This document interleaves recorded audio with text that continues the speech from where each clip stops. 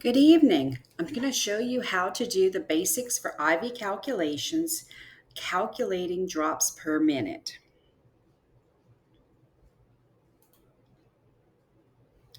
Let's count the drops on this recording. Okay, I'm going to start it over for you to see, because this is what we're looking at. When we're counting drops per minute, we're going to actually look at this chamber right here, and we count the drops per minute. We control the rate of the drops by adjusting the roller clamp on the IV tubing. Okay, let's count. 1, 2, 3, 4, 5, 6, 7, and that doesn't count because it didn't drop. So that was 7 drops. Let's just assume that that was a 10 seconds of counting. So 7 times 10 would equal 70 drops per minute. That would be a rate. When we're counting our drops, we have different types of tubing. Okay, so we have macro drip tubing, where the drops are a lot larger, and micro drip tubing. Think of if I'm going to be drinking out of my Stanley cup and I have those big wide straws, those silicone ones. Every drop that spills, if I could squirt it out, I could have bigger drops. If I'm at a bar and I have one of those very tiny little stirrer straws, my little drops are going to be a lot smaller. Okay, so think of that. So with macro drip, I can have 10 drops that would equal 1 milliliter because they're a lot bigger. For the micro drip tubing, okay, which is 60 drops per mil, it's a lot smaller, the drops to equal 1 milliliter. The next thing, this is just talking about the advantages of macro drip tubing and micro drip tubing. Advantages allows for fast fluid infusion for macro drip tubing. So if we're in an emergency, somebody is in the ER, they're bleeding out, we want to use macro drip tubing to be able to get fluid resuscitation into our clients. Disadvantages, there's a potential for fluid overload. That's especially with our patients with kidney disorders, congestive heart failure, pediatrics. We want to be very careful with young kids. We don't want to give too much at one time because they're a lot smaller than us. It's difficult to titrate a macro drip tubing because they're bigger drops. Micro drip tubing, advantages, it's easy to titrate, avoids fluid overload. So it's a lot smaller, less likely somebody's going to have fluid volume overload with micro drip tubing. That's why we tend to use this for pediatrics. A lot of times the micro drip tubing, just to prevent fluid volume overload. Disadvantages, it does not allow for fluid resuscitation. So if somebody comes in super dehydrated or bleeding, I can't get a lot of fluid in a fast pace. The next slide. When we're counting drops per minute, you're going to have your watch with a second hand, and you're going to be titrating this drop, the roller clamp, and watching the drops as they come. This can be a lengthy process. You're probably asking yourself, who would want to do that in this time and day and age to be counting drops all the time? Sometimes we don't have enough IV pumps. In disaster issues where we don't have enough equipment or beds, IV poles, such as COVID, after hurricanes, things like that. We might not have electricity. We might have to actually still do this. And we have done it still in the clinical settings as of recently. First thing you need to do whenever you're getting ready to do a calculation for drops per minute, you need to find out what the drop factor of the tubing is. And that is located on the package. It's in a number. Sometimes it's shaped like a drop. This drop factor is a 10. Okay, let's look at this one right here, this tubing. This is 60 drops will equal 1 milliliter. So this is the drop factor of this specific tubing.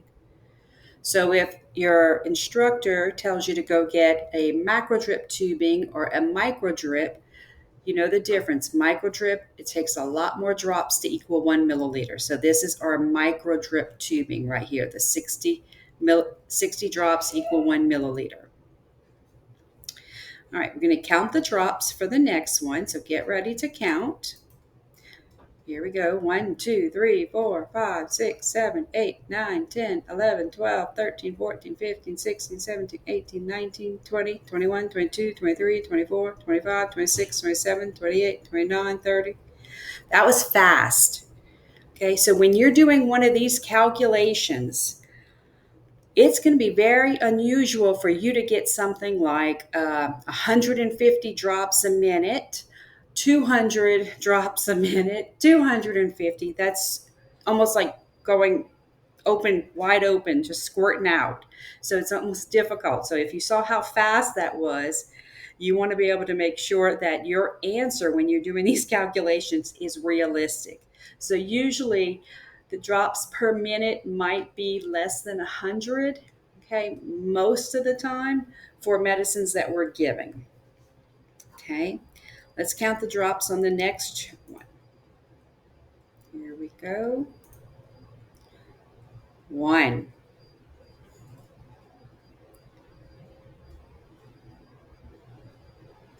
2. This one's very slow. This is like a sloth. So if I might have a very tiny rate that maybe I only needed 5 drops per minute, this is how slow. So your roller clamp would be almost closed when you're trying to get it very small amount of drops. If I want a lot to increase it, I'm going to go ahead and release the roller clamp a little bit to get it going. Here's one more with counting the drop practice. 1, 2, 3. So that was just 3 drops, a lot slower, a lot easier to calculate. So let's go on to, all right, we've got our tubing. Let's do an actual problem and calculation. Okay, so here's our problem. The client has Pepsid 20 milligrams in 100 milliliters of normal saline, ordered Q12 hours. The Pepsid is to be infused over 45 minutes. With a tubing drop factor of 15 drops per mil, how many drops per minute should be given? There's a lot of numbers in here. Okay, so the first thing you want to do, step 1, is find the volume that we are administering. Okay, so it is 100 mils. So we're going to look at that first. So you're going to write that one down, 100 mils. Okay, let's look at the next thing we're going to do. Step 2, what is the drop factor of the tubing we're using? Right here, I have it highlighted, 15 drops per mil. So that's the next important number we need. Step 3, what is the length of time in minutes to give this IV medicine? That is a huge, huge factor. It has to be in minutes to do these calculations because we are trying to calculate the drops per minute, not drops per hour. You would be there in your patient's room forever trying to calculate that. So step 4, here is our formula. So you're going to take the volume to be administered, which would be 100 mils, times the drop factor, and that's going to be on our tubing, our IV tubing package we have, which was 15 drops per mil, over the time in minutes. So it's 45 minutes. So when you're doing your calculations, you multiply 100 times 15, and that gives you 1,500. And you're going to divide it by 45. And you're going to get 3.33333. With drops, there is only whole numbers. There's no such thing as 33.3 of a drop. It's either a drop or it's not. Okay, so all drops per minute need to be whole numbers. Let's go to the next slide. All right, so here's a different one. This one's saying the client has normal saline infusing at 75 mils per hour. It says your drop factor of your tubing is, I'm trying to see, 20 drops per mil. How many drops per minute should be given?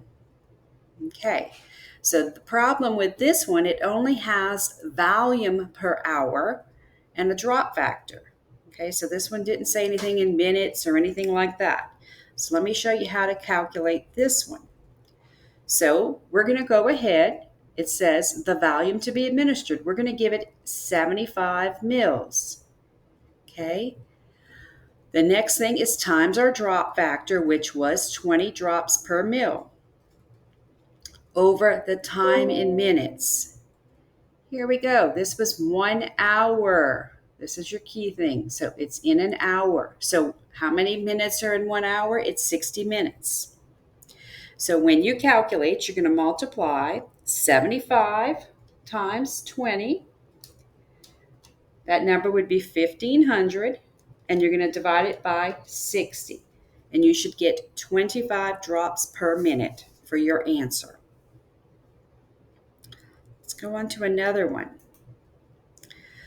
The client has a liter of D5W infusing at 50 mils per hour. It's got a tubing drop factor of 10 drops per mil. How many drops per minute should be given? Okay, there's two ways this one can be worked. This calculation has two different volumes. Here we're talking about a liter. Okay, and if you remember, when you do your conversions, 1 liter is equal to 1,000 milliliters. But it's also talking, it's infusing at 50 mils per hour. So we can work it in two ways, and I'm going to show you both ways so that you know how to do it. Okay, and it's up to you which way you want to do it. You're going to get the same answer either way. So here it is again, method 1. My volume to be administered. So we're going to go ahead and take this number, the 50 milliliters, times our drop factor, which was 10 drops per mil, and divide it over that 1 hour, which equals 60 minutes. When you get your answer, it's 8.3. There's no such thing as a 0.3 of a drop. So we're going to round it to 8. Okay, so remember, if this number is greater than 5, so if I would have gotten 8.5, then I would have rounded it to 9 drops per minute. Let's look at the second way. The second way, we could take that whole liter, okay, and we know we're giving it at 50 mils an hour. So we want to see how many hours that would take. So if I have 1 liter, which is 1,000 milliliters, divided by 50 mils per hour, it's going to take 20 hours to give this IV this entire liter. So if I use these numbers are going to be a lot bigger and more intimidating for a lot of people. My volume is 1,000 times 10, which is my drop factor, over the time in minutes. So I have to change 20 hours to minutes. So I'm going to multiply 20 times 60. So what I usually do is go ahead and I take my 1,000 times 10. My top number is going to be 10,000, and I write that off to the side. And then I take my 60 times 20 hours. It's 1,200. So I know I need to go and take my 10,000 divided by 1,200, and you should get 8.3 drops, which would be rounded to 8 drops per minute. And that is how you do these calculations. I do have practice worksheets that are in the folder that you can continue practicing. Okay, good luck. I hope this helped.